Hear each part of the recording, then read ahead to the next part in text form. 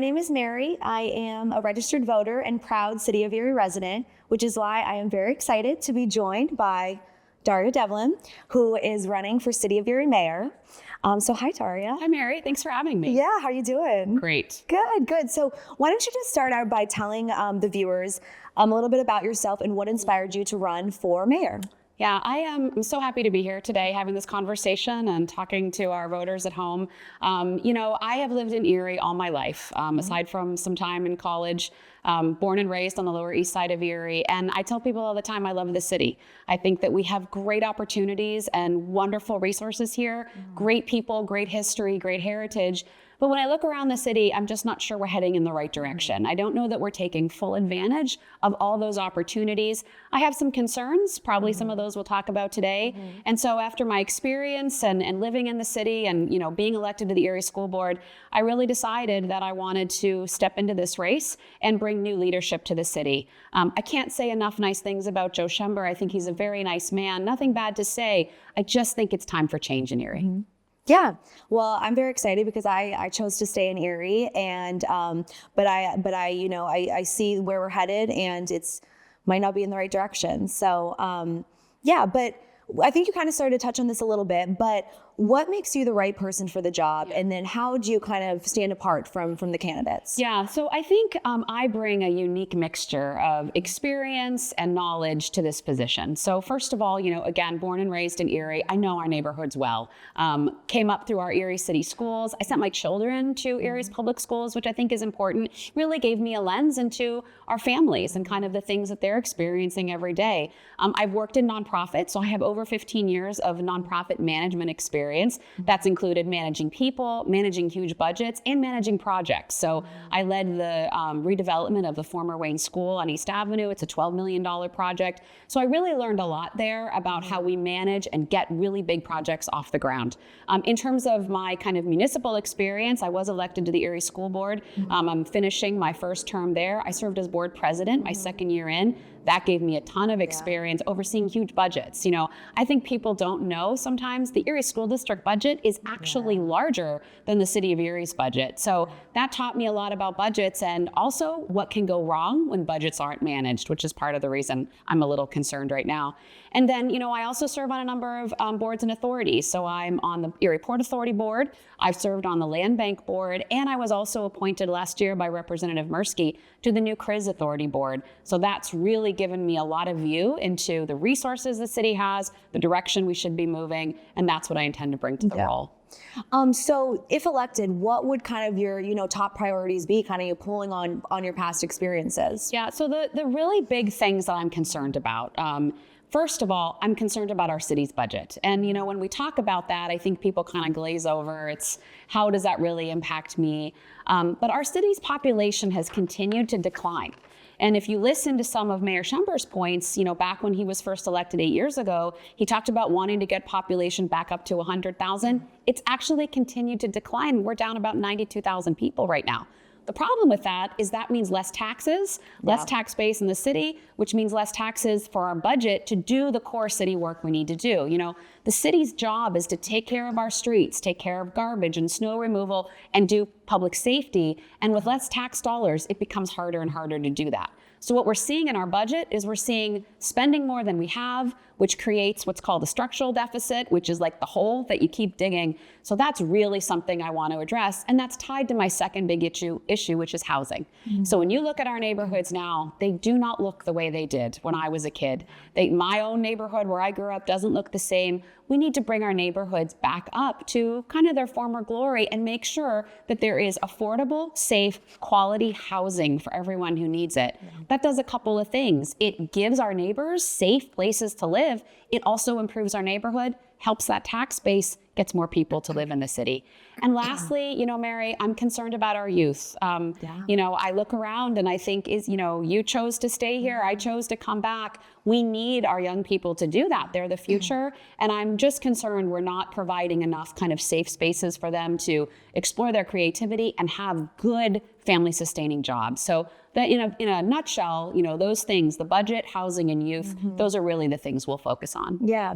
Awesome. Okay. So I want to touch on one of those big ones, the budget. Great. The budget, it always seems to be, kind of the big elephant in the room there. But specifically with the budget process, because as a City of Erie resident, it can be a very confusing, distant process for a lot of residents, including myself. And so my question to you, what would you do to make it more accessible and transparent so people can really, understand it, so they can comprehend it and know what actually is in our budget? Absolutely. So first of all, I would say from the public's perspective, we need to have transparent budgeting. We need to have participatory budgeting. So we're actively engaging our residents and our taxpayers in the process. We need to make the process clearer. And I would also argue the actual document clearer. Yeah. You should be able to at least go to the city's website. And I will be fair, the budget is posted, but it is in a format that I would say most people do not find accessible. So we need to do a better job of communicating it like we're doing right now, having a conversation, talking about the big issues as the budget is being developed. And I'll tell you, in my time on the Erie School Board, one of the things that I found was, we have done a really good job, I think, of our school board, so the legislative body, understanding the budget so that when we are making decisions, we know how it's going to impact us 5 years out. We understand what a tax increase will do or won't do. We understand what it means when we're adding positions. I want to bring that level of knowledge and understanding to our city council, our partners at city council, to make sure when we're making decisions, we understand the budget and we know what those decisions are going to do long term. We need to be budgeting 5 years out all the time, looking ahead to see how is this going to impact us in the future, and how do our budget decisions align with our values and where we want the city to go. Yeah. So, obviously our city is facing a huge financial crisis. What are some of the things you plan to do to address that? Yeah, and thanks for saying that, because I'm not sure that most folks really understand. So, in the past number of years, and you'll hear Mayor Schember say this, the budget's balanced, the budget's balanced. It's been balanced because we're plugging it with one-time money. So over the past number of years, we took a significant increase from the Water Authority. So that was a one-time payment that came in, and we also had ARP money. Those two sources of one-time funds were almost $200 million altogether. So we've used that money to plug these holes in the budget without really addressing the structural problem, which was, why did we have a hole to begin with? So as we look ahead 5 years out, the mayor's own projections right now show a structural deficit of $9 million in 2026. If that's not checked, if that's not dealt with, that will continue to balloon. If it balloons too far, we will be at risk of state takeover. And I don't think people really understand that. And, maybe some people think, well, what would be the problem there? Well, the problem is we've lost local control. Now we have no control over how we do our budgeting or the decisions we're making. So I really want to explore a few things. First, we need to explore home rule charter. I think some people have heard about that. That might be a way. We need to find new revenue sources that are not property taxes. Our taxpayers are already taxed, I would say, as far as they can be. We need to stop one-time fees. This is what the mayor's administration has relied upon. That's also really hitting our residents. So we need to look at new revenue sources, get that tax base up, do some cuts at City Hall where I think we can, and get that budget under control. Yeah.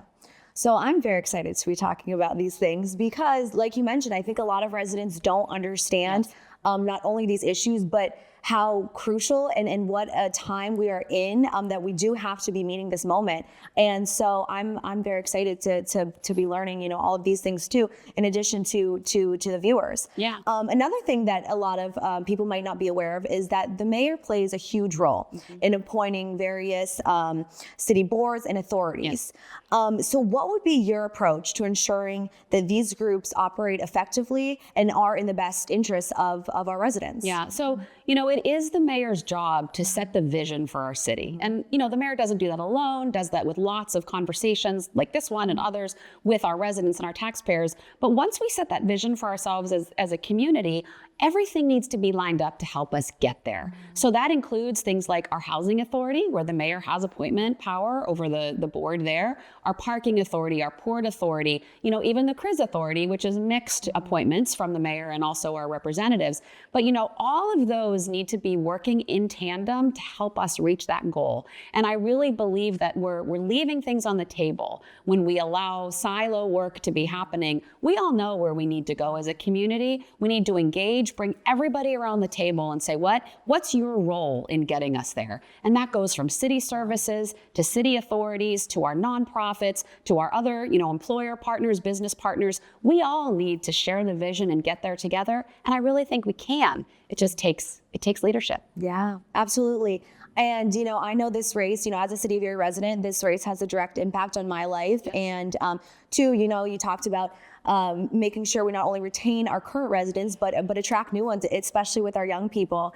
And so I know we covered a lot of ground today. But where can someone go if they want to learn more about you, learn more about the campaign, and also not only learn about it, but ways to get involved? Yeah, and I want to say, before we even go to that, my fundamental reason, I think, for doing this is I have my own children who are now entering the adult phase of their lives, and I want them to choose Erie, Mary, like you did, like I did, like so many others did. So I think that's really important. But, talking to the viewers, if you're interested in reaching out in this campaign, first of all, I'm going to very humbly ask for your vote on May 20th. I know this is an important election. I know it's a difficult choice for a lot of people. I am asking you to trust that I have the leadership and the knowledge and the skills to really take Erie where it needs to go. So I ask for your vote on May 20th if you're a Democrat living in the city of Erie. If you'd like to learn more about our campaign, DariaForErie.com is our website. You can find the weekly walk and talks that we have been pushing out on social media. Lots more information than the things we've talked about today. Learn about the campaign, find an event.